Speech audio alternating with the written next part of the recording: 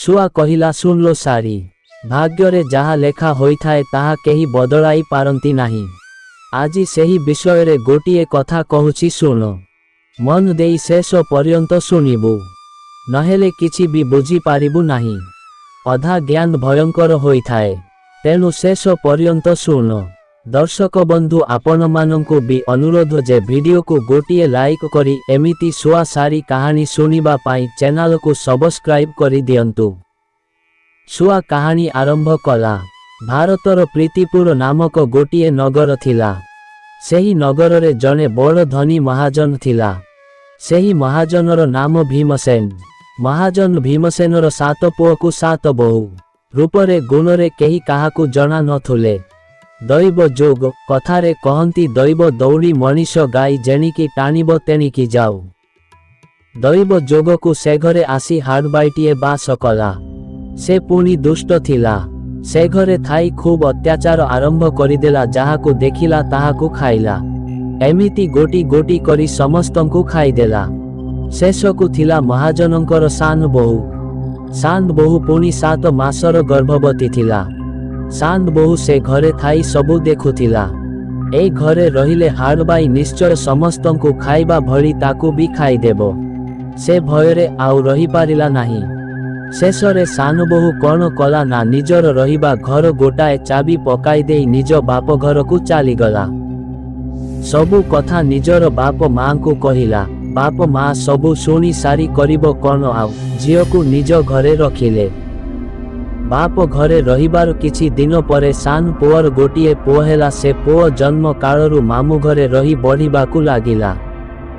ସେ ପୁଅକୁ ଯେତେବେଳେ 12 ବର୍ଷ ହେଲା ସେତେବେଳେ ତାର ଜଣେ ସାଙ୍ଗ ଥିଲା। ସେମାନେ ଯେତେବେଳେ ସାଙ୍ଗ ହୋଇ ଖେଳିବାକୁ ବାହାରିଲେ ସେତେବେଳେ ସାଙ୍ଗ ଜଣକ ତାକୁ କହିଲା, ଖେଳିବାକୁ ଆଗଭର ହୋଇଗଲୁ। ଆରେ ତୁ କ'ଣ ଆମ ସାଥିରେ ଖେଳିବା ଲାଗି ସମାନ ହୋଇଗଲୁ? ତୁଟା ଗୋଟାଏ କୁକୁର ଠାରୁ ହୀନ। ଅଜା ଘରର ଦୟାରେ ତୁ ଏଠାରେ ପେଟକୁ ଗଣ୍ଡ ଖାଇ କରି ପଡ଼ିଛୁ ଯେ କ'ଣ ତୋର ଘର ନା, ଏଠି ତୋର ବାପ ଅଛି। ସାଙ୍ଗମାନଙ୍କ ଠାରୁ ଏକଥା ଶୁଣି ସେ ପୁଅକୁ ଖୁବ୍ ବାଧିବାରୁ ସେ ସାଙ୍ଗ ଛାଡ଼ି ଘରକୁ ପଳାଇ ଆସିଲା। ମା ପାଖରେ ଯାଇ କାନ୍ଦ କାନ୍ଦ ହୋଇ କିଛି କହିପାରିଲା ନାହିଁ। ପୁଅ ତ ଖେଳିବାକୁ ଯାଇଥିଲା, ସେ ପୁଣି ସେଠାରେ ନ ଖେଳି ଫେରିଆସିଲା କାହିଁକି? ଆଉ କାନ୍ଦୁଛି ବା କାହିଁକି? ତହୁ ମା ପୁଅକୁ କନରେଇ ସନରେଇ ପଚାରିଲା, ତୋର କ'ଣ ହୋଇଛି ପୁଅ? ତୁ ଖାଲି କାନ୍ଦୁଛୁ ତ, କିଛି କହୁନୁ କାହିଁକି? କହିଲେ ସିନା କିଛି ବୁଝନ୍ତି। ମା ପୁଅର ଆଖିରୁ ଲୁହ ପୋଛିଦେବାରୁ ପୁଅ କହିଲା, କହିଲୁ ମା, ଆମ ଘର କେଉଁଠାରେ? ମା ଯେଉଁଠୁ ପୁଅ ମୁହଁରୁ ଏକଥା ଶୁଣିଲେ ସେଠୁ ମାମୁଁ, ମାଇଁ, ଆଈ, ଅଜା ସମସ୍ତେ କହିଲେ, ଆରେ ତୁ ଏମିତି ନୂଆ କଥାଟିଏ ପଚାରିଲୁ କ୍ୟାଁ? ଆରେ ତୋର ଘର ପୁଣି କେଉଁଠାରେ? ତୁ ତ ଯେଉଁଠାରେ ଅଛୁ ସେହିଟା ତୋର ଘର। ପୁଅ କହିଲା, ନାହିଁ ନାହିଁ ମା, ଯେ ଯଦି ଆମ ଘର ତାହା ହେଲେ ମୋର ମାମୁଁ ଘର କେଉଁ ଗ୍ରାମରେ କହିବୁ। ଯଦି ଏ କଥା ଆଜି ମୋତେ ନ କହିବୁ ତାହାହେଲେ ତୁ ମୋତେ ଆଉ ଏଠାରେ ଦେଖିବାକୁ ପାଇବୁ ନାହିଁ। ପୁଅ ଏବେ ଜିଦ୍ ଧରି ବସିଲାଣି। ଯାକୁ ସତ ନ କହି ଆଉ ମିଛଟା କ'ଣ କହିବ? ମାମୁଁ ଘରକୁ ନିଜ ଘର କହିବା ପରେ ପୁଣି ସେ ମାମୁଁ ଘର କଥା ପଚାରୁଛି।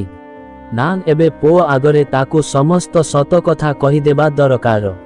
ଏହାପରେ ମା ପୁଅ ପାଖରେ ସବୁ ସତ କଥା ଖୋଲିକରି କହିଲା।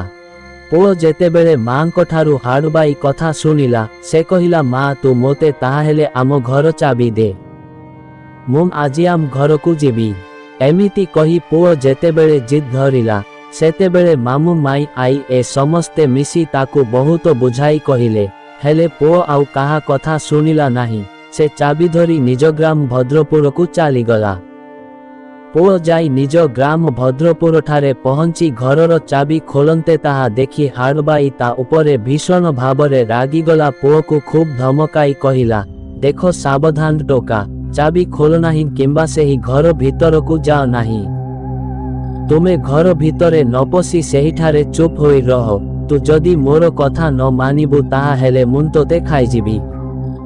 ଟୋକା କାହିଁକି ଡରିବ? ସେ ବି କହିଲା, ତୁ ମୋତେ ଖାଆନା, ମୁଁ ତୋତେ ଭଲରେ ଭଲରେ କହୁଛି। ମୁଁ ଏହି ଘରେ ରହିବି, ତେଣୁ ତୁ ମୋତେ ଆଦୌ ବିରୋଧ କରିବୁ ନାହିଁ। आउ भी मने रख मु एही घरे रहिले तोते बहुत भल भल स्वादिया पृष्टि खाद्य आनी खाइबाकू देबी। टोका कथारे हाड़बाईर मन केमिति गोटाए शांत होईगला। से कहिला ठीक अछि मु तो कथा मानिली तू मोते भल भल जिनिस आनी खाइबाकू देबू तो एथिलागी मु तोते एठारे रहिबार सुजोग देली। टोका आउ मामू घरकू गला नाही। सेही दिनठारु सुख आउ दुख मध्यरे सेही घरे हिन समय अतिबाहित हेला। दिनकर कथा हाड़बाई केउनाडे जिबाकू बाहारी थाए। टोका ताहा देखी ताकू पचारिला तू प्रतिदिन एमिति कुआडे जाउछु। टोका ठारू एकथा शुणी हाड़बाई कहिला से कथा तो तोते कहिबार नुह तथापि कहूची जे वर्तमान मोते विधातांको दरबार को जिबाकू हेबो। टोका कहिला भल हेला सतरे जेबे तू विधातांको पाखकू जाउ थाउ ताहा हेले तू मो लागी एही छोटिया कामटी करिबू। छोट पिलांकर उपकार कले शुणिछि भगवान काले संतुष्ट होइथांती। कहूनु मोर एही कामटा करिदेबू ना नाही। हाड़बाई कहिला कहूनु कह मु निश्चय कराई देबी। टोका कहिला आम लागी सीना एकथा करिबा बड़ हेबो तो पाई किंतु सान हेबो। तू विधाता पाखकू जेतेबेले जाउछु ताहा हेले विधातांको ठारू टिकिए बुझी आसिबू तो मोर आयुष केते मु आउ केते दिन बंची पारिबी। तही आर दिन हाड़बाई विधातांको पाखकू गला।